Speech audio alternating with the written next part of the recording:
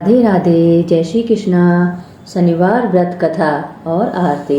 जय शनिदेव। विधि है, इस दिन व्रत रखने वाला व्यक्ति दिन में केवल एक ही बार भोजन ग्रहण करता है। शनिदेव का व्रत शनि ग्रह के कष्टों को दूर करने में सहायक होता है। यदि राहु केतु की दृष्टि खराब चल रही हो तो यह व्रत विशेष लाभकारी सिद्ध होता है। शनिवार के दिन शनि की पूजा होती है। काला तिल, काला वस्त्र, तेल, उड़द शनि को बहुत प्रिय हैं, इसलिए इनके द्वारा शनि की पूजा होती है।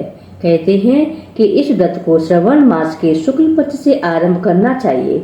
बहुत से लोग भगवान सदाशिव की प्रसन्नता के निमित्त इस व्रत को करते हैं। शनि की दशा को दूर करने के लिए यह व्रत किया जाता है। शनिवार को प्रातःकाल उठकर नित्य कर्म से निवृत्त होकर स्नान आदि करके शनिदेव का संकल्प करना चाहिए, फिर पूजा करनी चाहिए। यह पूजा यदि पीपल वृक्ष के नीचे की जाए तो बहुत ही उत्तम होता है। पूजन के बाद पीपल की प्रदक्षिणा भी अवश्य करनी चाहिए। शनि देव का स्तोत्र का पाठ करना चाहिए। कथा है, एक समय सूर्य, चंद्रमा, मंगल, बुध, बृहस्पति, शुक्र, शनि, राहु और केतु इन ग्रहों में आपस में झगड़ा हो गया कि हम सब में से सबसे बड़ा कौन है। सब अपने आप को बड़ा कह रहे थे। जब आपस में कोई निश्चय न हो सका तो सबके सब आपस में झगड़ते हुए इंद्रदेव के पास गए और कहने लगे कि आप सब देवताओं के राजा हो, इसलिए आप हमारा न्याय करके बताओ कि हम नवों ग्रहों में सबसे बड़ा कौन है। राजा इंद्र इनका प्रश्न सुनकर घबरा गए और कहने लगे कि मुझ में इतना सामर्थ्य नहीं है कि जो किसी को बड़ा या छोटा बतलाऊं। मैं अपने मुख से कुछ नहीं कह सकता।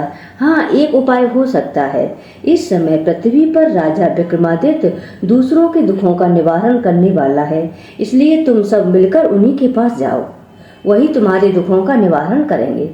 ऐसा वचन सुनकर सभी ग्रह देवता चलकर भूलोक में राजा विक्रमादित्य की सभा में जाकर उपस्थित हुए और अपना प्रश्न राजा के सामने रख दिया। राजा उनकी बात सुनकर बड़ी चिंता में पड़ गए कि मैं अपने मुख से किसको बड़ा और किसको छोटा बताऊं। जिसको छोटा बताऊंगा वही क्रोध करेगा, किंतु उनका झगड़ा निपटाने के लिए उन्होंने एक उपाय सोचा। उन्होंने सोना, चांदी, कांसा, पीतल, सीसा, रांगा, जस्ता, अभ्रक और लोहा आदि 9 धातुओं के 9 आसन बनवाए। सब आसनों को क्रम से, जैसे सोना सबसे पहले और लोहा सबसे पीछे बिछाए गए। इसके बाद राजा ने सब ग्रहों से कहा, हे देवों, ये 9 आसन क्रम से रखे हुए हैं। जिसका आसन सबसे आगे है वह सबसे बड़ा है और जिसका आसन सबसे पीछे है वह सबसे छोटा है। शनिदेव का आसन सबसे पीछे था, इसलिए शनिदेव ने समझ लिया कि राजा ने मुझको सबसे छोटा बना दिया है। इस पर शनिदेव को बड़ा क्रोध आया और उन्होंने राजा से कहा कि तू मेरे पराक्रम को नहीं जानता। सूर्य एक राशि पर 1 महीना, चंद्रमा 2.25 महीना, 2.25 दिन, मंगल 1.5 महीना, बृहस्पति 13 महीना, बुध और शुक्र 1 से 2.5 महीने और राहु केतु उल्टे चलते हुए केवल 18 महीने एक राशि पर रहते हैं, किंतु मैं एक राशि पर 2.5 अथवा 7.5 साल तक रहता हूँ। बड़े बड़े देवताओं को भी मैंने भीषण दुख दिया है।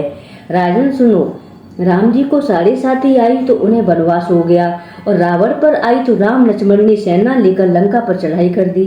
रावण के कुल का मैंने सर्वनाश करा दिया। इसलिए हे राजन, अब मैं तुम्हारी राशि पर आ गया हूँ, अतः अब तुम सावधान रहना। राजा कहने लगा, जो कुछ भाग्य में होगा देखा जाएगा। उसके बाद अन्य ग्रह तो प्रसन्नता के साथ वहां से चले गए, किंतु शनिदेव बड़े क्रोध के साथ वहां से गए। कुछ काल व्यतीत हो जाने पर जब राजा को 7.5 की दशा आई तो शनिदेव अश्वों के सौदागर बनकर अनेक सुंदर अश्वों के सहित राजा की राजधानी में आए।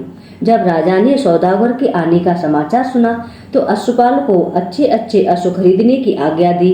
अश्वपाल ऐसी अच्छी नस्ल के अश्वों को देखकर और उनका मूल्य सुनकर चकित हो गया। उसने तुरंत ही लौटकर यह समाचार राजा को दिया कि अश्वों का मूल्य चुकाना संभव नहीं है। तब राजा स्वयं वहां पहुंच गए। उन्होंने सौदागर रूपी शनिदेव के समक्ष एक सुंदर और स्वस्थ अश्व चुना वह जैसे ही अश्व पर चढ़े, अश्व बेकाबू हो गया और हवा से बातें करने लगा। राजा ने अश्व को साधने की बहुत कोशिश की, किंतु वह अश्व लगातार भागता रहा। अंत में वह राजा को एक बियावान जंगल में पटक कर अंतर्ध्यान हो गया। यह देख राजा समझ गए कि शनि का कार्य प्रारंभ हो चुका है। इसके बाद राजा अकेला वन में भटकता फिरता रहा। बहुत देर के बाद राजा ने भूख और प्यास से दुखी होकर एक भटकते भटकते एक ग्वाली को देखा। ग्वाली ने राजा को प्यास से व्याकुल देखकर पानी पिलाया। राजा की उंगली में एक अंगूठी थी। उन्होंने उसे निकालकर प्रसन्नता के साथ ग्वाली को दे दी और शहर की ओर चल दिए। राजा शहर में पहुंचकर एक सेठ की दुकान पर जाकर बैठ गए और अपने आप को उन्होंने उज्जैन का रहने वाला अपना नाम बीका बतलाया। सेठ ने उनको कुलीन मनुष्य समझकर जल आदि पिलाया। भाग्यवश उस दिन सेठ की दुकान पर बिक्री बहुत हुई थी। तब सेठ उनको भाग्यवान पुरुष समझकर भोजन कराने के लिए अपने साथ ले गया। भोजन करते समय राजा ने आश्चर्य की बात देखी कि कुटी पर हार लटक रहा है और वह कुटी उस हार को निगल रही है। भोजन के बाद कमरे में आने पर जब सेठ को कमरे में हार ना मिला तो सबने यही निश्चय किया कि सिवाय बीका के और कोई इस कमरे में नहीं आया, अतः अवश्य ही उसी ने हार को चुराया है। किंतु बीका ने हार लेने से मना कर दिया।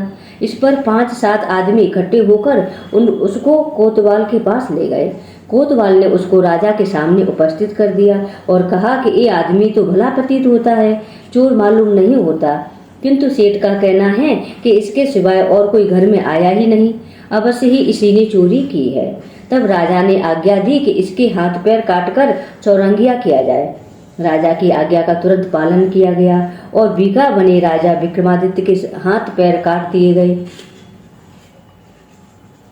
इस प्रकार कुछ काल व्यतीत हो जाने पर एक तेली उनको अपने घर ले गया और कोल्हू पर उसको बिठा दिया। बीका उस पर बैठे हुए जुबान से बैल हाँकते रहे। जब शनि की दशा समाप्त हो गई तो एक रात को वर्षा ऋतु के समय वह मल्हार राग गाने लगा। तब उनका गीत सुनकर उस शहर के राजा की कन्या उस राग पर मोहित हो गई और दासी को खबर लेने को भेजा कि शहर में कौन गा रहा है। दासी सारे शहर में फिरती फिरती क्या देखती है कि तेली के घर में कोल्हू पर बैठा एक चौरंगिया राग गा रहा है। दासी ने महल में आकर राजकुमारी को सब वृतांत सुना दिया। बस उसी क्षण राजकुमारी ने अपने मन में यह प्रण कर लिया कि चाहे कुछ भी हो, मैं इस चौरंगिया के साथ ही विवाह करूंगी। प्रातः काल होते ही जब दासी ने राजकुमारी को जगाना चाहा तो राजकुमारी अनशन लेकर पड़ी थी। तब दासी ने रानी के पास जाकर राजकुमारी के न उठने का वृतांत कहा तो रानी ने तुरंत ही वहां पर जाकर राजकुमारी को जगाया और उसके दुख का कारण पूछा।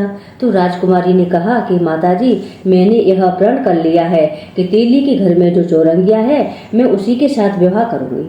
माता ने कहा, पगली ये क्या बात कर रही है, तेरा विवाह किसी देश के राजा के साथ किया जाएगा। कन्या कहने लगी, माताजी मैं अपना प्रण कभी नहीं तोड़ूंगी। माता ने चिंतित होकर यह बात राजा को बताई। जब राजा ने भी आकर यह समझाया कि मैं अभी देश देशांतर में अपने दूत भेजकर सुयोग रूपवान एवं बड़े से बड़े गुड़ी राजकुमार की खोज करवाता हूँ, उत्तम राजकुमार के साथ तुम्हारा विवाह करूंगा, ऐसी बात तुमको कभी नहीं विचारनी चाहिए। कन्या ने कहा, पिताजी मैं अपने प्राण त्याग दूंगी, किंतु दूसरे से विवाह नहीं करूंगी। इतना सुनकर राजा ने क्रोध से कहा, यदि तेरे भाग्य में ऐसा ही लिखा है तो जैसी तेरी इच्छा हो वैसा ही कर। राजा ने तेली को बुलाकर कहा कि तेरे घर में जो चौरंगिया है उसके साथ मैं अपनी कन्या का विवाह करना चाहता हूँ। तेली ने कहा कि यह कैसे हो सकता है, कहाँ आप हमारे राजा और कहाँ मैं एक नीच तेली। परंतु राजा ने कहा कि भाग्य के लिखे को कोई टाल नहीं सकता, तू अपने घर जाकर विवाह की तैयारी कर। राजा ने उसी समय तोरण और बंधनवार लगवाकर अपनी राजकुमारी का विवाह चौरंगिया बने विक्रमादित्य के साथ कर दिया। रात्रि को जब विक्रमादित्य और राजकुमारी महल में सोए हुए थे, आधी रात के समय शनिदेव ने विक्रमादित्य को स्वप्न दिया कि राजा कब हो, मुझको छोटा बतलाकर तुमने कितना दुख उठाया। राजा ने क्षमा मांगी। शनिदेव ने प्रसन्न होकर विक्रमादित्य को हाथ पैर दिए। जब राजा ने कहा, महाराज मेरी प्रार्थना स्वीकार करें कि जैसा दुख आपने मुझे दिया है ऐसा और किसी को न देना। शनिदेव ने कहा कि तुम्हारी यह प्रार्थना मुझे स्वीकार है। जो मनुष्य मेरी कथा सुनेगा या कहेगा उसको मेरी दशा में कभी किसी प्रकार का दुख नहीं होगा, और जो नित्य ही मेरा ध्यान करेगा या चींटियों को आटा डालेगा उसके सब मनोरथ पूर्ण हो जाएंगे। इतना कहकर शनिदेव अपने धाम को चले गए। राजकुमार की आंख खुली तो उसने राजा विक्रमादित्य के हाथ पांव सही सलामत देखे। यह देखकर राजकुमारी को बहुत आश्चर्य हुआ। तब राजा विक्रमादित्य ने पत्नी को बताया कि वह कोई तेली नहीं है बल्कि उज्जैन के राजा विक्रमादित्य हैं। यह बात सुनकर राजकुमारी अत्यंत प्रसन्न हुई और प्रातःकाल राजकुमारी से उसकी सखियों ने पूछा तो उसने अपने पति का समस्त वृतांत कह सुनाया। तब सबने प्रसन्नता प्रकट की और कहा कि ईश्वर ने आपकी मनोकामना पूर्ण कर दी है। जब उस सेठ ने यह बात सुनी तो वह विक्रमादित्य के पास आया और राजा विक्रमादित्य के पैरों पर गिरकर क्षमा मांगने लगा कि आप पर मैंने चोरी का झूठा दोष लगाया, अतः आप मुझको जो चाहे दंड दें। राजा ने कहा, मुझ पर शनिदेव का कोप था, इसी कारण यह सब दुख मुझको प्राप्त हुआ है। इसमें तुम्हारा कोई दोष नहीं। तुम अपने घर जाकर अपना कार्य करो। सेठ बोला कि मुझे तभी शांति मिलेगी जब आप मेरे घर चलकर प्रीत पूर्वक भोजन करोगे। राजा ने कहा, जैसी आपकी इच्छा हो वैसा ही करें। सेठ ने अपने घर जाकर अनेक प्रकार के सुंदर भोजन बनवाए और राजा विक्रमादित्य को प्रीत भोज दिया।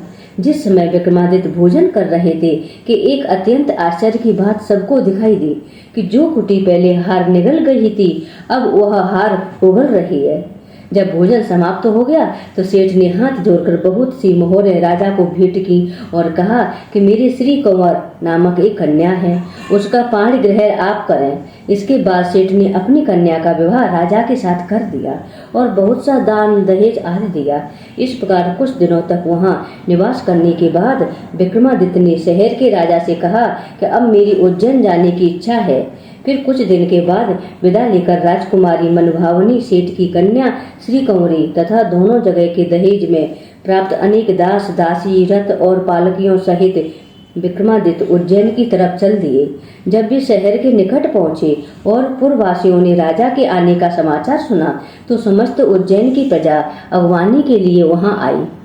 तब बड़ी प्रसन्नता से राजा अपने महल में आए। सारे शहर में बड़ा भारी उत्सव मनाया गया और रात्रि को दीपमाला की गई। दूसरे दिन राजा ने शहर में यह सूचना कराई कि शनि देवता सब ग्रहों में सर्वोपरि है।